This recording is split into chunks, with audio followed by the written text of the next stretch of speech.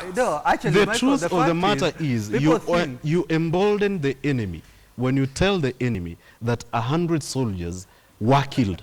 It's not, goodness me.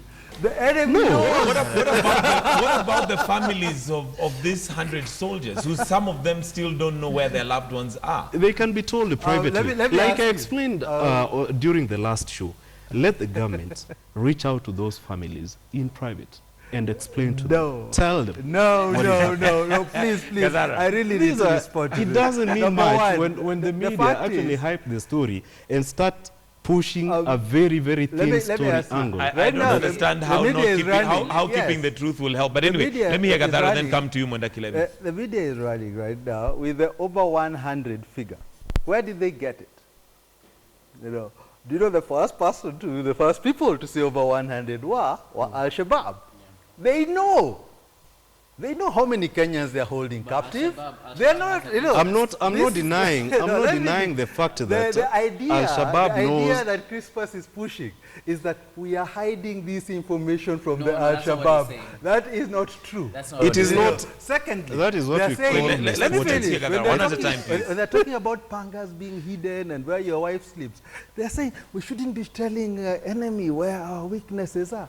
The enemy knows. That's how it hit us. It already exploited the weakness. My thing is, it is us who are being kept in the dark. It is I don't know why I'm tempted to think that Gathara is a sympathizer of the Al-Shabaab, with due respect. But you see, what we are trying to say is, despite the fact that the enemy knows exactly what is happening, this is not a story that we must go public every time on. Why not? Why not? What would the issue be? We can tell better stories.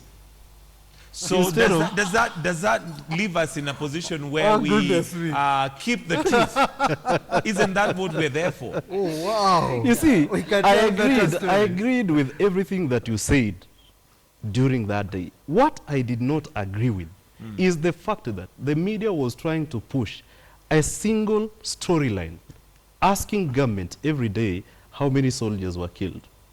Not just how many soldiers, but after all, what does it mean to the common person if we are told how many soldiers died in the Adde attack? Okay, let me hear Mondakilemi. When we talk about follow-up could work both positive and negative.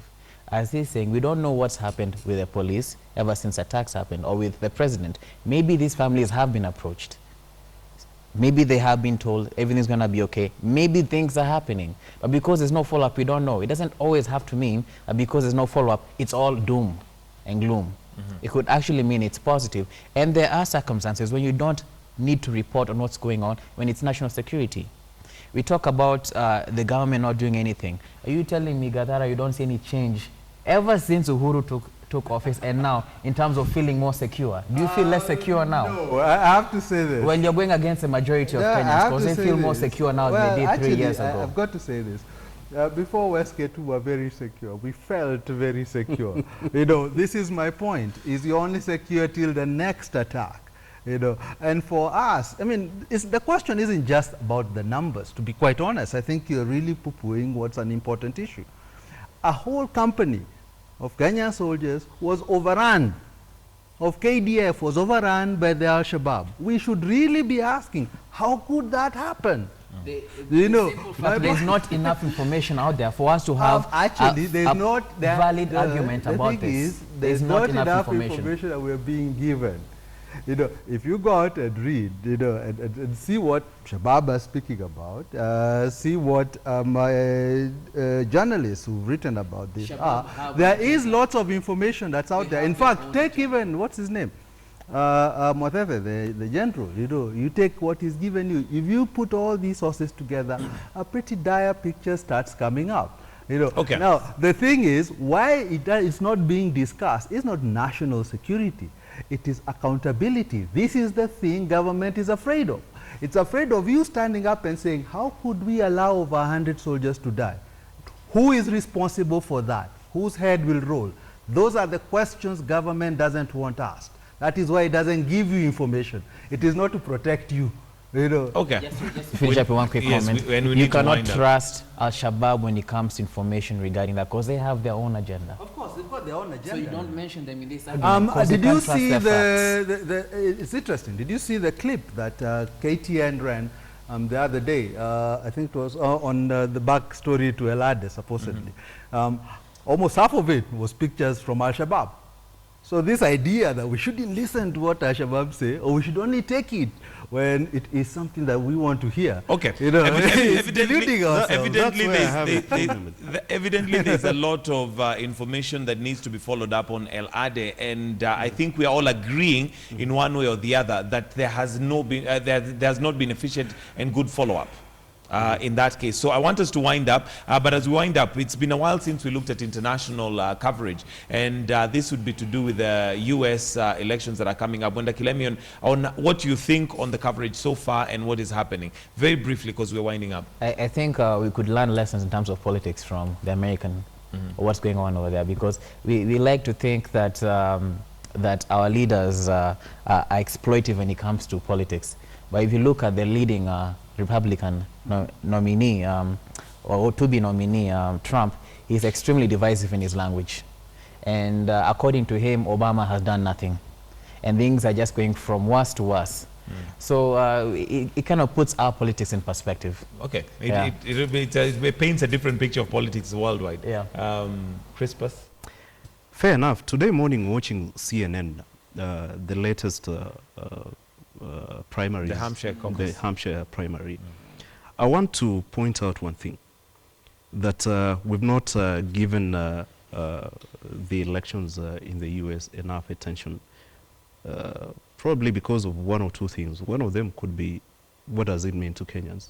But we are forgetting that Obama, who's seen to be having his roots in the in Africa, and particularly in Kenya, is leaving office. What we need to look at and to try and put that story into context and bring it back home is the fact that he's leaving office. What kind of legacy is he leaving behind? Okay. But I need to hear from Gather. We need to wind up. In like 20 seconds, your thoughts on the U.S. presidential election. Well, I think the U.S. voters, especially the Republicans, are playing with fire. I think the idea that they can seriously contemplate putting a guy like Trump in power is a problem. I think for the rest of the world, the question would be, how would you deal with President Trump? You know, the impression we had before, which was that, well, he'd never be elected, I think has been blown out the water. You know, the fact is he could be nominated, he could be elected. You know, and the rest, for the rest of the world, the real question would be, how would you deal with a guy like that? All right, thank you very much, gentlemen. We'll have to wind it up right there. Let me just mention something very quickly. I don't see Trump being elected. I actually see Sanders ascending to power. Okay, well, time will tell. Time will tell. Thank you very much, gentlemen. And that's Mwenda Kilemi, who's a lecturer at UON, Crispus Yankem, media commentator, and also communications specialist, Patrick Gadara, who's a communications expert, and also cartoonist. Thank you very much, gentlemen. That's where we're going to wind up Morning Express this morning. Thank you very much for your contribution on Twitter. I understand even calls were coming through. It's unfortunate we're not able to take them because of time, but I'll just read one or two. Paul Otieno says, it is sad that the panelist says that we should not listen to what Al-Shabaab say.